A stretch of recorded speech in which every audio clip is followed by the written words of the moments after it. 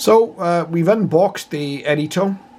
We've had a little look at it, seen how it sounds, seen how we can switch it from 11 meters to 10 meters without programming it. But what do I think of it overall compared to the other competitor radio, really, the President McKinley, which is just sitting over here in the shack. Now, the McKinley does feel better quality, I say that straight away. The channel change knobs, the volume and squelch, they're around the sort of quality you'd see in you know, a 2 meter 70 centimeter amateur radio transceiver, you know, something like a Yaesu or an ICOM. Honestly, that's how the controls feel on this radio. Now, the AnyTone's perfectly fine. It's a lovely big display on it, which is why I chose it for mobile working. You can probably see it's quite a bit bigger than the President there. It's deeper and it's wider, but it does have that nice big display. I'll be able to program the band switch. If you've seen my video on the McKinley band switching, which is a bit illogical, because this is a programmable radio, I'll be able to program these bands to my liking.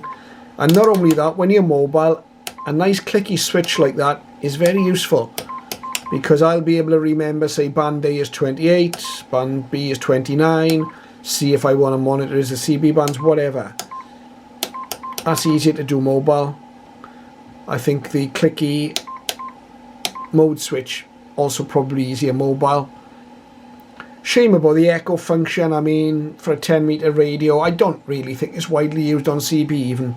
But you try starting to use echo on 10 meters and you're not going to win many friends.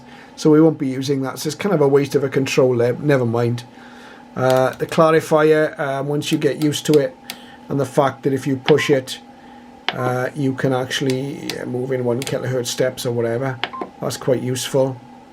And again, if you're going to use it as a CB, you've got the channel indicator there, which is fine. And we've got variable RF power. We'll put this in another video. We'll put this radio on a dummy load, and we'll just see what it's putting out on AM, FM, and SSB. I can envisage me probably cranking the RF power back a bit rather than running it at full blast. But we'll see. But overall, yeah, I'm happy. The radio's bigger than I thought. But we'll find a space for it in the car. And I wouldn't really, apart from the fact that the McKinley has got functions that would be difficult to operate mobile, it's a much more expensive radio, and I'd rather leave one of these in the car anyway. But interestingly enough, these radios do hold their value. I bought this new. It was £159 from Moonraker UK. I was after a second-hand one, but looking at the prices, I wouldn't have saved much by having an older version second-hand one of these, so I went for a new one in the end. Second-hand ones were fetching £120, £130. I didn't see much under £100 for these, so that's why we've got a new one. So there you go. You'll see it in action, hopefully, in the mobile at some stage. It's just going to be hooked up to a simple CB whip on the boot of the car, which we'll tune down to 10, or tune up if you like, to 10 meters.